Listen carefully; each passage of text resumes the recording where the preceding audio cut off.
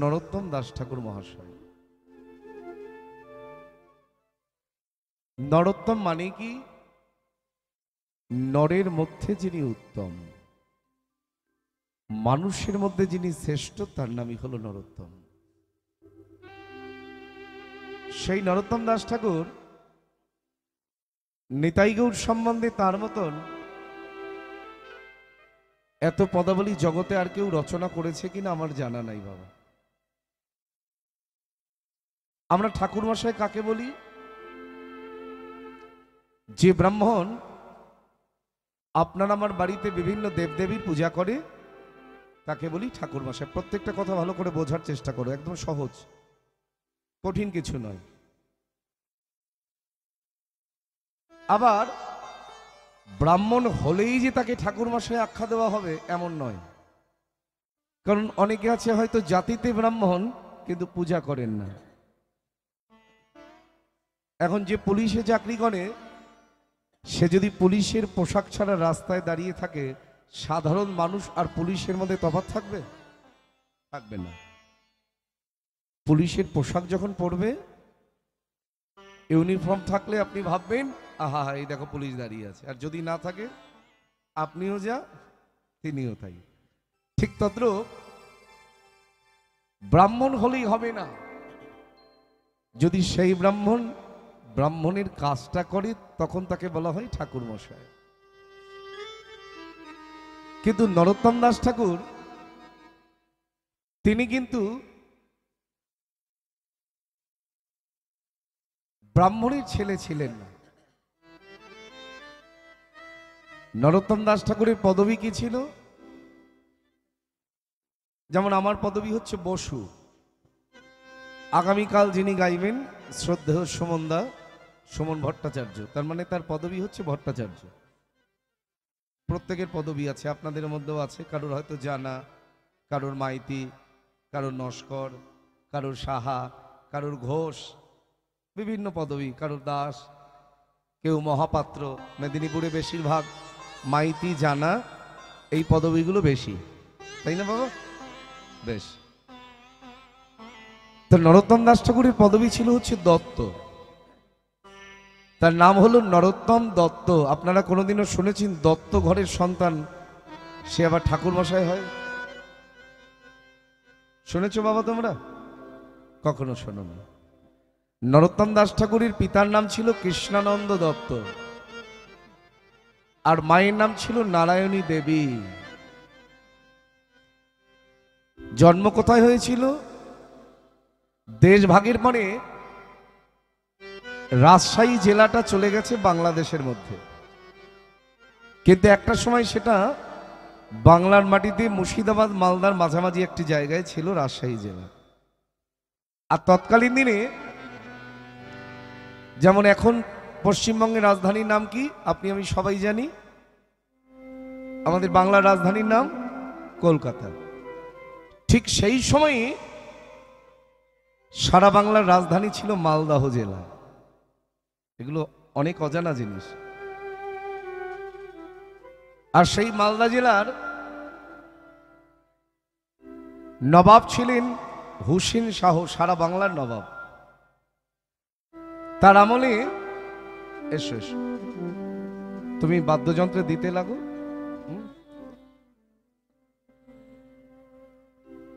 তার আমলে একজন প্রধানমন্ত্রী ছিলেন আর একজন অর্থমন্ত্রী ছিলেন। ওদিকে নয় এদিকে, মালাটা দেওয়া দেখবেন পরে। আমার দিকে ধ্যান দিন, না হলে এই জিনিসগুলো বুঝতে পারবেন না।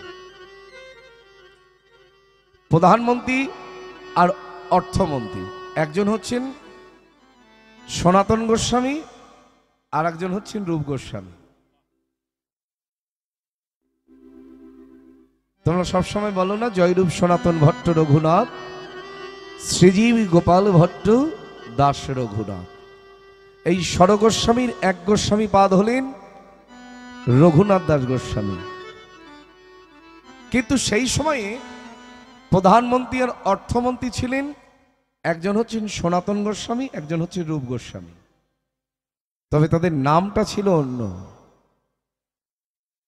একজনের নাম ছিল দবির খাঁ আর একজন ছিল সাকর মল্লিক, অনেকেরই জানা নাই। তারা নবাব হোসেন শাহর আমলে প্রধানমন্ত্রী অর্থমন্ত্রী হয়েও সুখ অনুভব করতে পারছেন না। মাথায় রাখবেন, টাকা পয়সা ধন ঐশ্বর্য থাকলেই জগতে মানুষ সুখী হবে, এটা ভাবাটাই অন্যায়।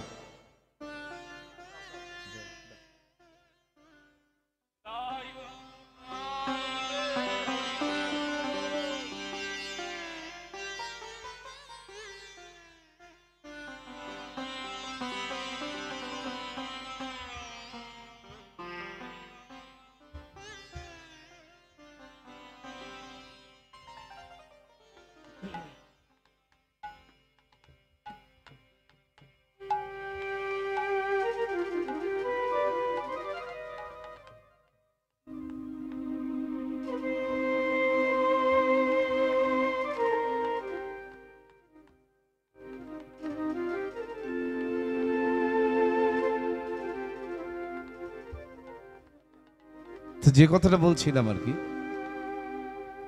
ধন ঐশ্বর্য টাকা পয়সা বিষয় সম্পত্তি থাকলেই যে আপনি সুখী, এটা ভাবা অন্যায়। দেখবেন কোটি কোটি টাকার মালিক অশান্তিতে পরিপূর্ণ হৃদয়, আবার কেউ হয়তো কাঙাল সহায় সম্বলহীন মানুষ, তার অর্থ না থাকলে কি হবে, তার থেকে সুখী জগতে আবার কেউ নাই। হয় না এরকম? মাথায় রাখবে, ধন থাকলেই শুধু সুখী হবে, এটা ভাবা অন্যায়। এই যে সনাতন গোস্বামী আর রূপ গোস্বামী পাদ, ওই যে নাম দুটো বললাম সেই নাম ছিল তাদের, তারা সুখ অনুভব করতে পারছেন না। বলে সিংহাসনে বসলে কি হবে, এ তো জ্বালায় জর্জরিত আমরা। তাই তারা দুজনে মিলে চিঠি লিখলেন কার কাছে? শ্রীকৃষ্ণ চৈতন্য মহাপ্রভুর কাছে। তখন মহাপ্রভু সন্ন্যাসী হয়ে নীলাচলে চলে গিয়েছেন। চিঠিতে লিখলেন, প্রভু আমাদের যদি সুখ আনতে চাও, আমাদের যদি সুখী করতে চাও, আমাদের যদি এতটুকু সুখ দিতে চাও গৌরহরি, তাহলে তুমি একবার এই মালদহ জেলায় এসো।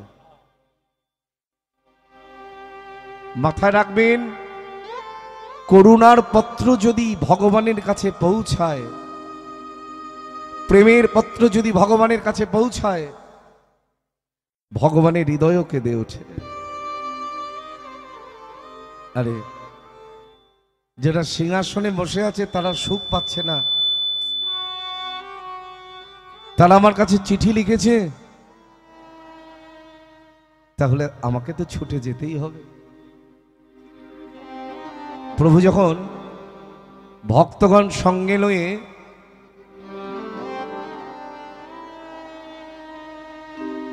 মালদহ জেলায় এলেন, মাথায় রাখবেন এপারটা হচ্ছে মুর্শিদাবাদ, মাঝখানে হচ্ছে ফারাক্কা ব্রিজ, যদি কেউ যান অবশ্যই জানবেন, আর ওপারটা হচ্ছে মালদহ জেলা।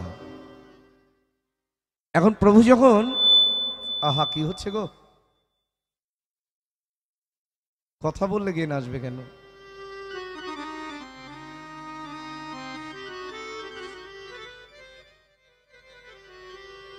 প্রভু যখন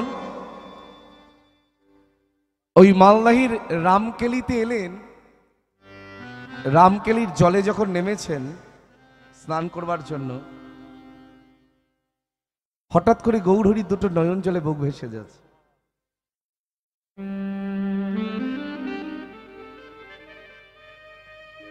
নয়নের জলে বুক ভেসে যাচ্ছে, আর প্রভু কি যেন একটা ইশারা করতে করতে নরু নরু নরু নরু বলে ডাকছে। নরু, অনরু, নরু রে। ভক্তগণ চিন্তা করছে, এখানে তো আমাদের মধ্যে কারোর নাম নরু নয়, তাহলে প্রভু কাকে নরু বলে ডাকছেন? গৌরহরি, তুমি কাকে ডাকছ নরু বলে? আমাদের মধ্যে তো কারোর নাম নরু নয়। গৌরহরি বলছেন, দাঁড়াও ভক্তগণ, আমি কি জানি না তোমাদের মধ্যে কারোর নাম নরু নয়? যিনি অন্তর্যামী ভগবান তিনি তো জগতের সকলেরই নাম ঠিকানা বাড়ি ঘর সবই জানেন। তোমাদের মধ্যে যে কারোর নাম নরু নয় এটা আমি ছাড়া জগতে কে জানবে? তবে যার নাম ধরে আমি সম্বোধন করছি তার আসল নাম কিন্তু নরু নয়, তার আসল নাম হচ্ছে নরোত্তম। এখনো যার আবির্ভাব হয় নাই, আমি আগে থেকেই সম্বোধন করে গেলাম, যে ভক্ত আসবে, যে বৈষ্ণব আসবে জগৎ মাঝে, জগৎকে যিনি হরিনাম প্রেমে মাতিয়ে তুলবেন, হরিনাম সংকীর্তনের মধ্যে দিয়ে। একবার ভাবো তো মা, যার আবির্ভাব হয়নি তার নাম ধরে আগে থেকেই সম্বোধন করছে, তাহলে সে কত বড় ভক্ত বসে। গৌরহরির দুটো নয়ন জল ঝরে ঝরে পড়ছে ওই পদ্মা নদীর জলের ওপরে। আসলে প্রভু খুব চতুর। প্রভু বলছেন, পদ্মা, আমি সন্ন্যাসী হয়ে নীলাচলে যাবার পরে আমি বাংলার মাটিতে ফিরে এসেছি রূপ সনাতনকে উদ্ধার করব বলে। কিন্তু রূপ সনাতন উদ্ধার হয়ে গেলে আমি তো আবার সেখানেই ফিরে যাব। কিন্তু আমি চলে গেলেও এই পদ্মা নদী তো থেকে যাবে। তাই আমার এই অশ্রুবাড়ি আমি পদ্মা নদীর জলে মিশিয়ে রেখে গেলাম। পদ্মা গো, আমার এই প্রেম আমি তোমার কাছে গচ্ছিত রেখে গেলাম।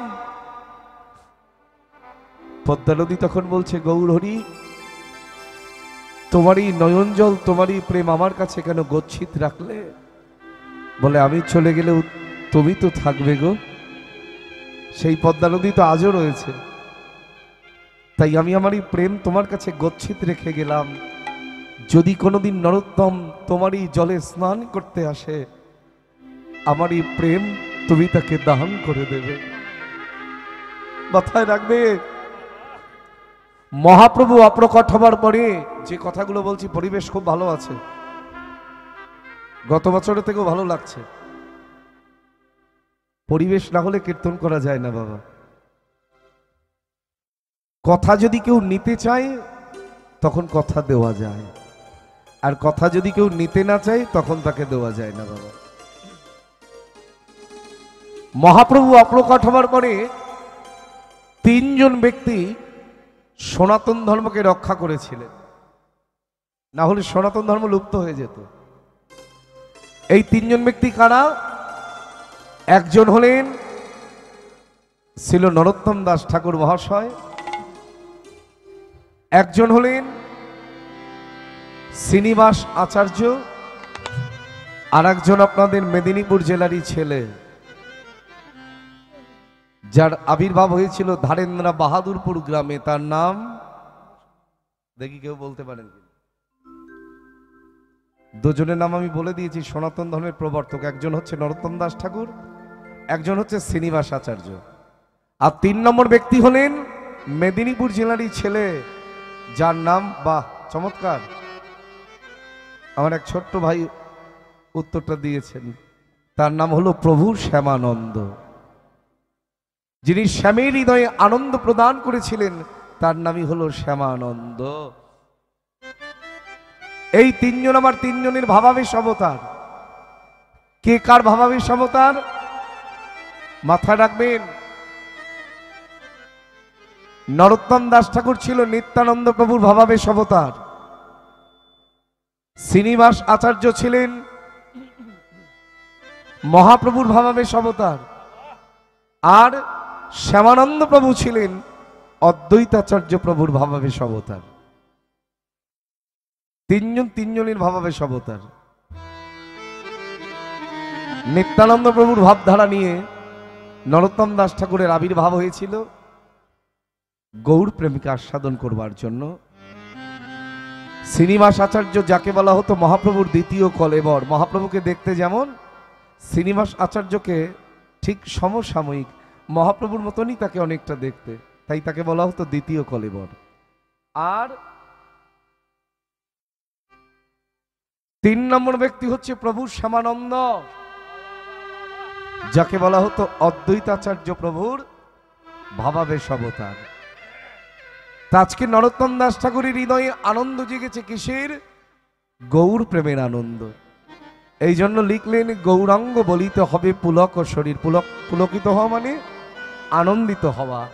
মানুষ দেখবেন দুভাবে কাঁদে, একটা হলো দুঃখ কষ্ট যন্ত্রণা হলে কাঁদে, আবার কিছু ক্ষেত্রে সুখের অশ্রু বরিশন হয় না বাবা? আনন্দ মানুষ অনেক সময় কেঁদে ফেলেন, দুঃখ হলেই যে কাঁদবে তা নয়। তা যারা গৌর গোবিন্দের চরণ নিয়ে পড়ে থাকে, হাজার দুঃখ কষ্টটাকেও তারা দুঃখ বলে মনে করে না বাবা। যারা গৌর প্রেমের আনন্দে ভাসে, তাদের হৃদয়ের সদা সর্বদা থাকে সুখ। সেই সুখটাকেই তারা জগৎ মাঝে প্রদান করতে চান, তাই আজকে সুখের আনন্দে কাঁদছেন।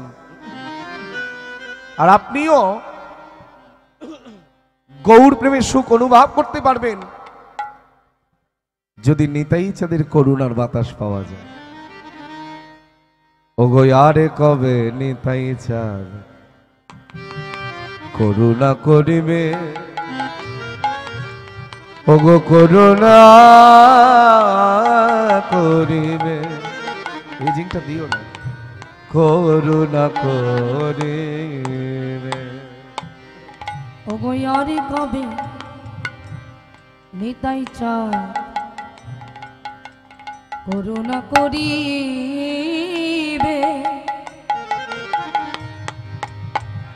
ওগো করুণা করিবে, করুণা করিবে।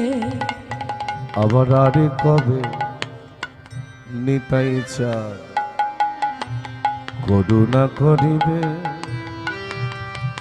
ওগো করুণা করিবে, করুণা করিবে। ওগো আর কবে নিতাই চাঁদ করুণা করিবে,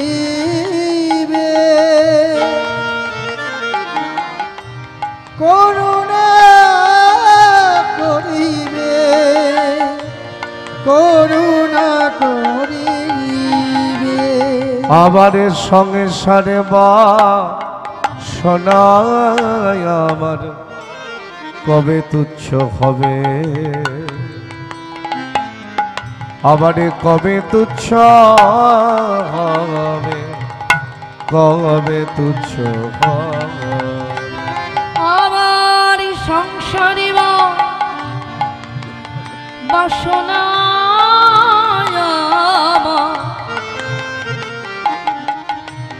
কবে তুচ্ছ হবে,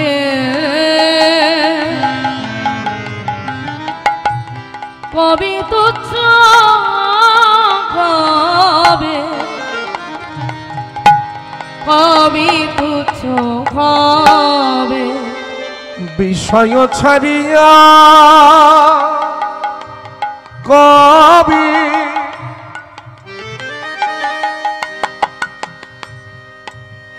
শুদ্ধ হবে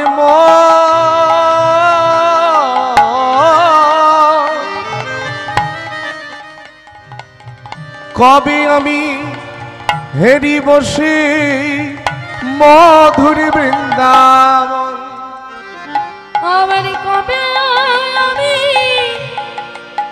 হেরে বসাই, আমার কবে আমি হেরে বসে, আবার কবে আমি ঘেরি বসে, কবে আমি হেরে বসাই। বলো মধুর বৃন্দাবন,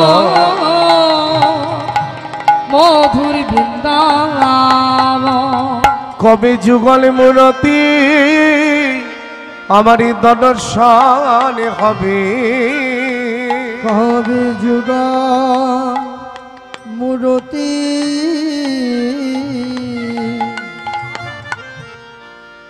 আমায় দর্শন হবে কবে যুগল মূরতি আমারই দর্শন হবে কবে যুগল মূরতি আমার দর্শন হবে আমি ব্রজির ধুলা বজির ধুলায় অঙ্গে মাগিব কবে যুগলে মূরতি আমারই দর্শন হবে আমি ব্রজে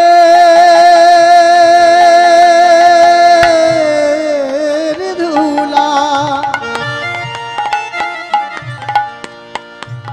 ধুলায় অঙ্গে মাগিব মুখী জয়ী রাধে শ্রী রাধে বলবো আমি ব্রজের ধুলা ধুলায় অঙ্গে মাগব মুখী জয়ী রাধে শ্রী রাধে বলবো আমি বোঝে ধুলা অঙ্গে মাগিব মুখী জয়ী রাধে শ্রী রাধে বলবো আমি ব্রজের ধুলা অঙ্গে মাগব রাধে দয়া কর বলে ব্রজের ধুলায় অঙ্গে মাগব রাধে দয়া করো বলে ব্রজের ধুলায় অঙ্গে মাগব রাধে দয়া করো বলে কবে যুগল মূরতি দর্শন হবে আবারে কবে আমি হেরি বসে মধুর বৃন্দাবন মধুর বৃন্দাবন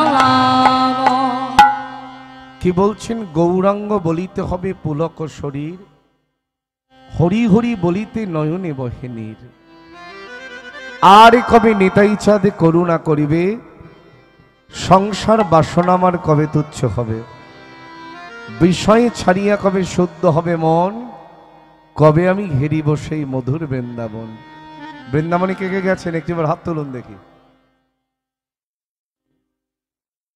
বৃন্দাবনে কে কে গেছেন এই কজনের হাত উঠলো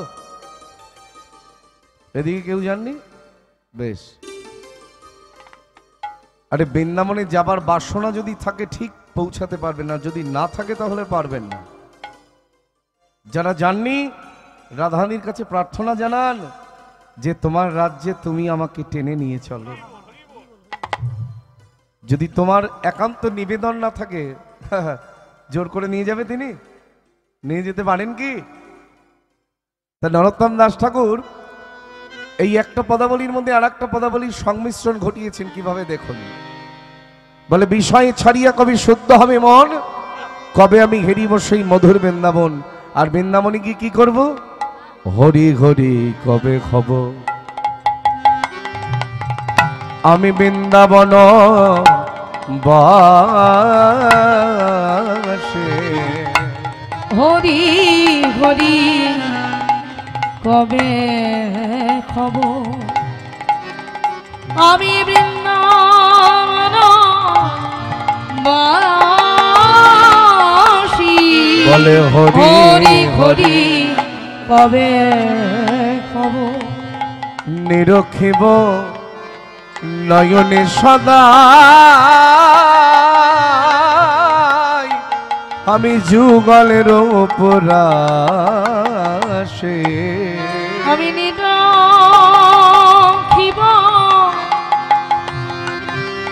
নয়নে সদা যুগল রূপ রাশি আবার নিরখিব নয়নে সদা যুগলের উপরাসে রখিব নয়নে সদা যুগলের উপরাসি আমারে হরি হরি কবে হব আমি বৃন্দাবন বাসী হরি হরি কবে হব। বৃন্দাবনে গিয়ে কি করব? থাকবার জায়গা খুঁজে বেড়াবো কি বাবা? নরোত্তম দাস ঠাকুরের এই পদাবলীখানা মাথায় নিন। কি বলছেন? যে বৈষ্ণব হয়, যে ভক্ত হয়, ভালো ঘরের চিন্তা করি না, ওটা আমরা করি। ভালো বিছানায় শয়ন করবার চিন্তা সে করি না, ওটা আমরা করি। নিতাই গৌর হরি বল। তিনি কি লিখলেন? তেজিয়া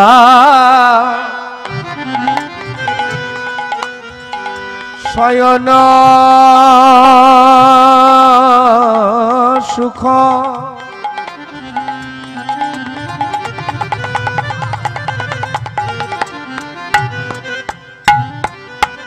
তেজিয়া শয়ন সুখ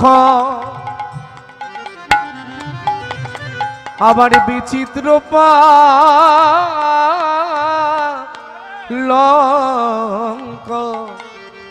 আবার কবে ব্রজের ধুলাই ধূসর হবে মোর অঙ্গ। আবার কবি ব্রজে ধুলাই ধূসর হবে মোর অঙ্গ।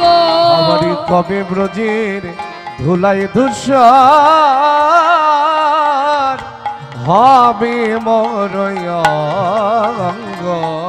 আমার কবে ব্রজে ধুলাই ধূসর হবে মোর অঙ্গ। বলে হরি হরি কবে হব বৃন্দাবন। বাসি হরি হরি কবে হব। তাহলে থাকবার জায়গা তৈরি হলো। এবার খাবে কি? ভালো ভালো খাবারের বাসনা থাকে নাকি বৃন্দাবনে গেলে? ও মা, থাকে? আমরা তো এখন খাবার জ্বালায় জ্বলে মরছি। খাবার জগতে দুটো, জানো? একটা খাবার খেলে পেট ভরে, আর একটা খাবার খেলে অন্তর ভরে। এই যে বসে বসে এত মানুষ বসে আছো তোমরা, এতে হয়তো পেট ভর্তি হচ্ছে না, কিন্তু অন্তর তো ভর্তি হচ্ছে বাবা, হচ্ছে না? তা বৃন্দাবনে গিয়ে আমার থাকবার জায়গা তৈরি হলো কেমন ভাবে? বলে যে পথ দিয়ে ব্রজবাসীরা হেঁটে যায় তাদের চরণ ধুলি পথের ধুলিকণার সাথে মিশে থাকে।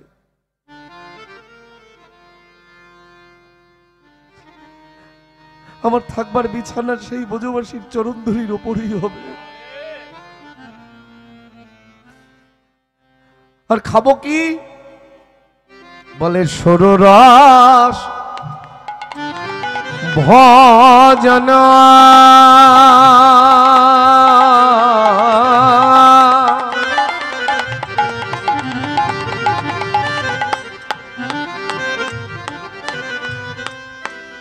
রাধে গো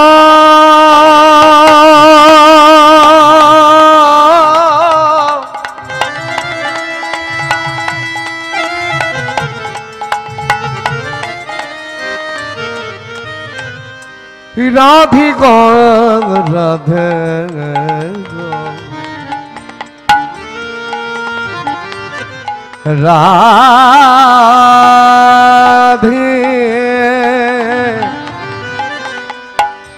ওগো করুণাময়ী